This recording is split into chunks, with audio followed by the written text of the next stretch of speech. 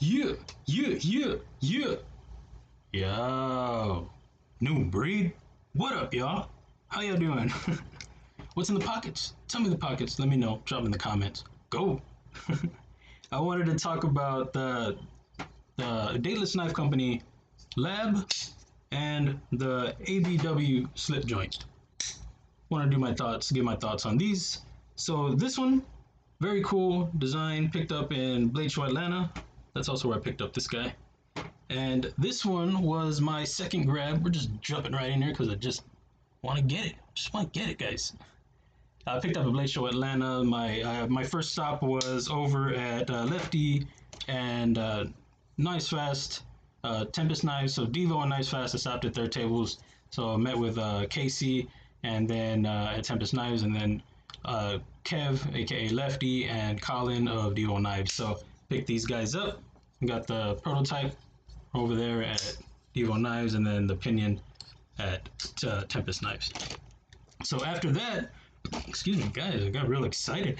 After that, I was like, all right, let's go, let's get it, let's get it, let's get it. And I walking down one of the aisles. I saw ABW. I was like, oh, I want to stop there. Want to make sure I grab something this time. I didn't grab anything in Blade Show, Texas.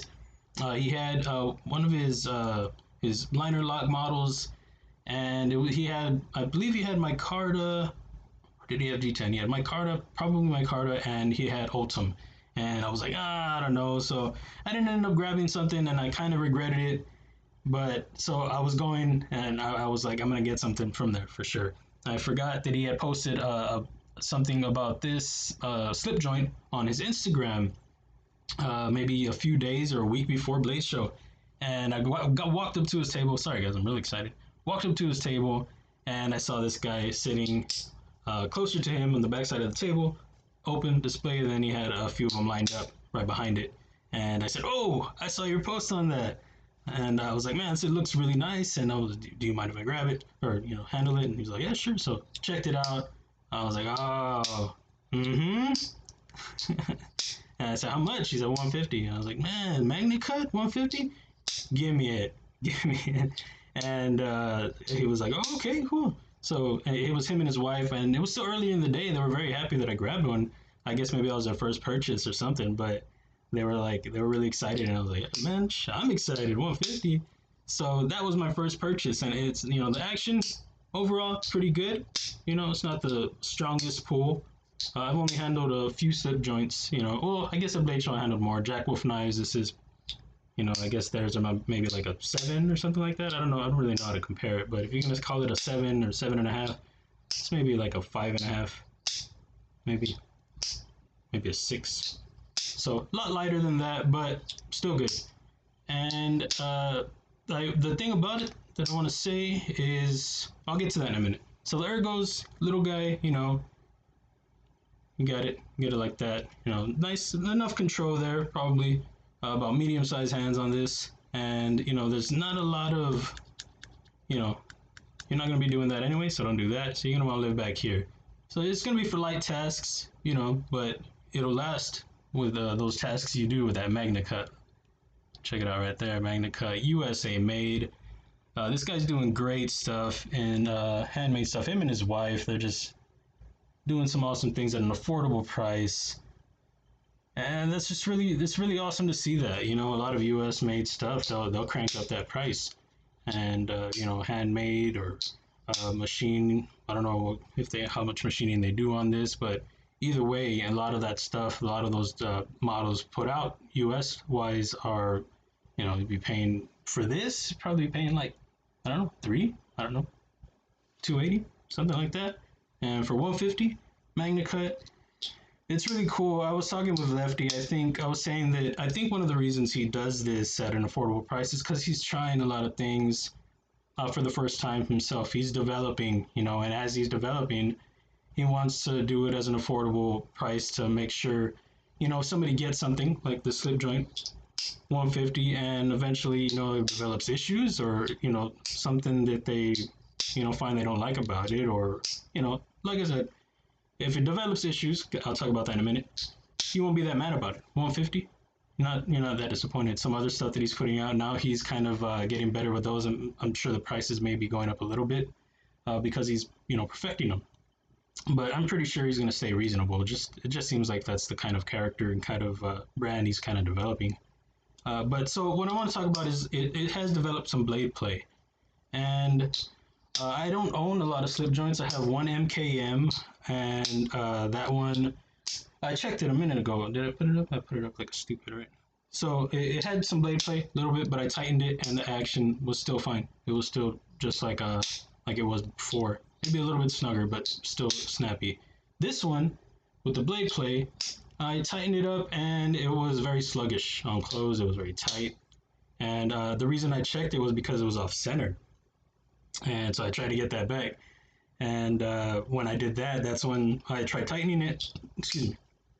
And it was just very snug on the pivot. So like, so then it was off center, and I was trying to get the action back. I was trying to do both, and eventually I got the centering back, but it's still a little loose.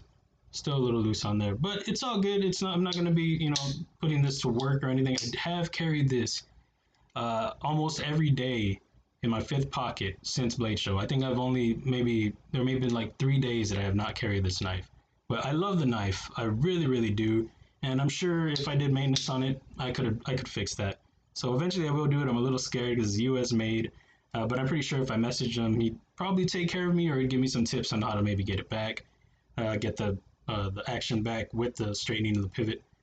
But I can, I'm not afraid of disassembly, so I know that I'll do it. It'll be my first slip joint disassembly.